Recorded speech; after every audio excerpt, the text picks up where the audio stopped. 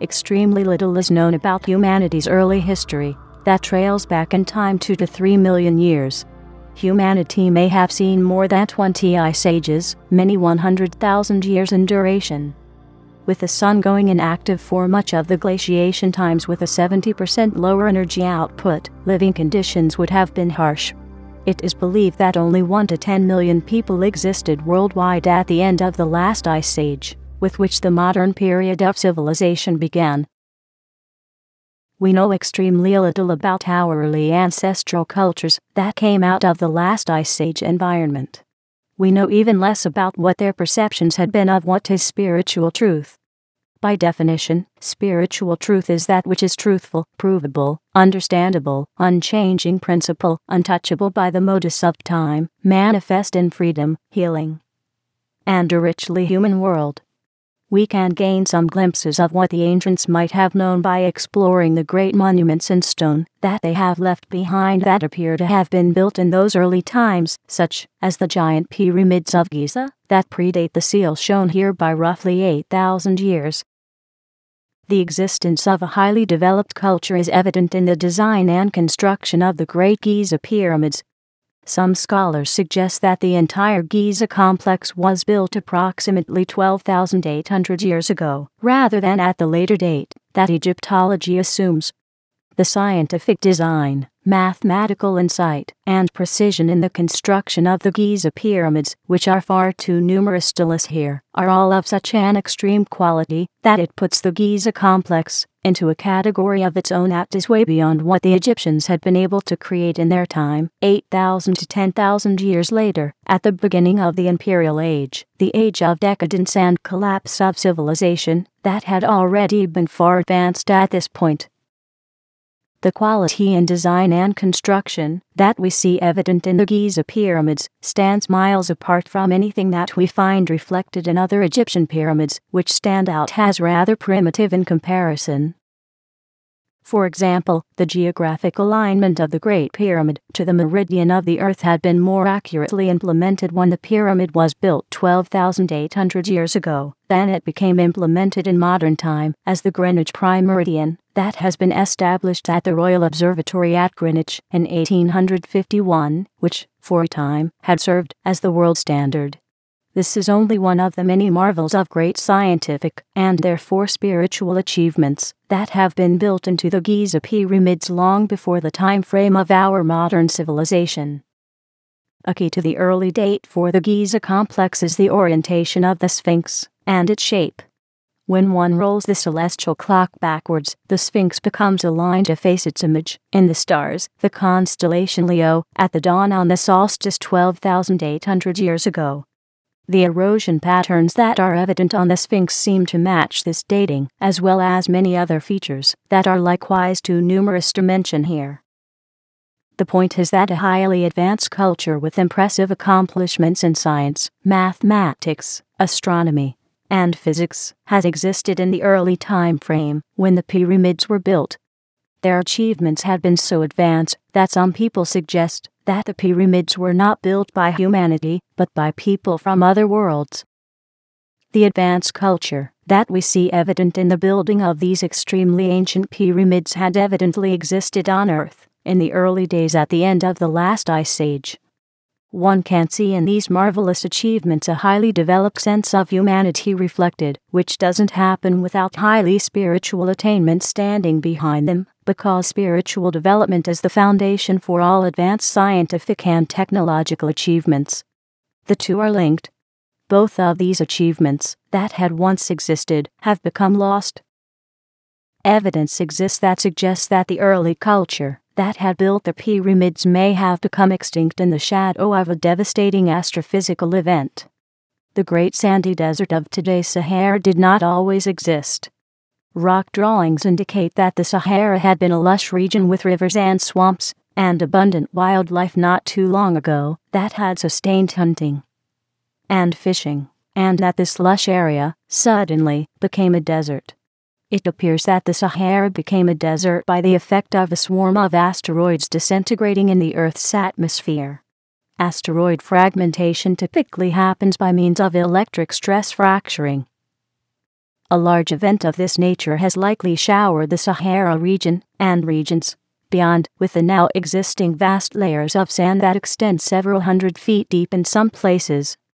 The entire society that had built the pyramids would likely have perished in the ensuing cataclysmic event, or rapid series of events. One might assume with these considerations that if the early culture's ideology could be known, this knowledge would serve as a reference for understanding the Gospels from a higher-level perspective than that provided by mere historic references related to Jesus' time. Christ Jesus travels during the 30 years of his personal development prior to his work in Palestine, may have brought him into contact with societies shaped by cultures that had an unbroken linkage to the people that came out of the last ice age, similar to the builders of the Giza pyramids.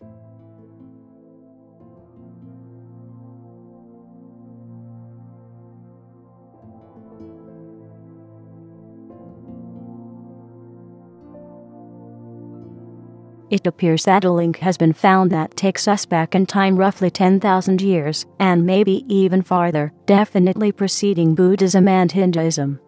The discovery by researchers is of an amazing mentality that is attributable to a spiritually advanced society that existed at an extremely ancient time, which is believed to have lived in the general area of modern Mexico.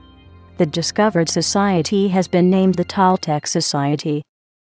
While what remains of its wisdom has of course been most likely fictionalized, like everything else from the ancient times, before written languages came into use, like many stories of the Bible, with which ancient wisdom was documented in later times. The discovered wisdom of the Toltec people takes us back to a world prior to the age of the oligarchs and empires that politically determine what is written, though some features of the ancient spiritual culture appear to have survived nevertheless. In this context, the spiritual wisdom that had evidently existed long before the Aztec in Central America, through which it decayed, sets the discovered very ancient wisdom apart from modern wisdom, including the wisdom found in Jesus' time. It is interesting in this context to note what comes out of the very ancient background that seems to predate everything that we call civilization.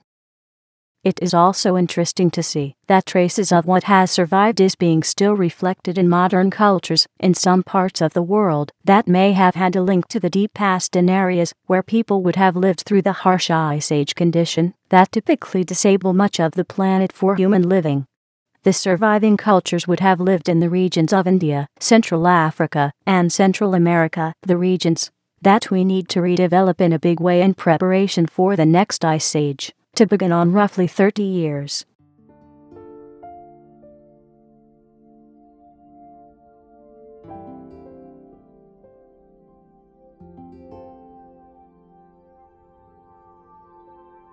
With everything considered, let me present a brief story from the background of the ancients' ideology that may reflect the critical spiritual principles with which humanity had flourished throughout the most challenging times of the human journey. The story that I will present is from the Toltec Book of Wisdom, as the researcher Don Miguel Ruiz has called the ancient source that he presented in his video, The Four Agreements. The selected story is about a dream in which the dreamer sees an old man by a river, in meditation. In the story, the old man has beautiful multicolored light emanating from his head, something that we no longer see today, or expect to see. The dreamer is noticed by the old man. The old man smiles at him with eyes filled with love. The dreamer asks the old man at the river what he is doing, being so serene. The man replies that he had asked this very question once to his own teacher a long time ago. He says that in response his teacher had opened his chest and taken out his heart, from where he took a beautiful flame. The old man says that his early teacher then opened up his chest and also his heart, and placed the little flame inside it and put the heart back. The old man says that as soon as this was done to him he felt an intense love, because the flame of his teacher's love was now his own love. The old man tells the dreamer that the flame grew and became a fire that doesn't burn, but purifies everything it touches. And so, as his flame of love burnt, it touched each of the cells in his body, and the cells of his body loved him back, and they became one. The old man at the river says that he had felt a need to share his love further. He touched with his love every tree, and, as he did, he noticed that the trees loved him back. He became one with the trees. And so, while this was happening, his love grew still more. He says that his love touched every flower and every blade of grass on the earth, and they all loved him back, and he became one with them. The old man continues saying that his love kept growing still more and more. He says his love touched every animal in the world, and they all responded and loved him back, and he became one with them in this love. And still his love kept growing. He says, it touched every crystal and every stone on the ground, and in the dirt, and in every metal, and they all loved him back, and they became one. With his love growing still more, it touched the waters, the oceans, the rivers, and the rain and snow. And they all loved him back. The old man says, we all became one. The old man continues saying that his love kept on growing without end. It touched the air and the wind, by which he felt a strong communion with the wind, with the waters, and with all nature. He says that his love grew so much that it touched the sky, and reached to the sun, and the stars. And so it was that his love was reflected in every star, in the moon, in the sun, and he felt that they all loved him back, so that he became one with them too. And even then, his love kept still growing. He said it kept growing and touched the whole of humanity, and he adds, I became so extensively one with the whole of humanity, that wherever I go, and in whomever I meet, I see myself reflected in their eyes, because I am a part of everything, because I love. Then, as the old man says this, he opens his own chest, and takes out his heart with the beautiful flame inside, and places that flame into the dreamer's heart. Now that love is growing in you, he says to the dreamer, you are one with the wind, with all nature, with all animals, and all of humanity. You feel the heat and the light emanating from that flame in your heart. Out of your head now shines that beautiful multicolored light that you noticed in me, because you are now likewise radiant with the glow of love. The old man suggests to the dreamer that a sense of gratitude would emerge from this and grow into a great gratitude to the Creator of the universe, in the form of a prayer of love, saying, thank you for the gift of life and for everything that I have ever truly needed.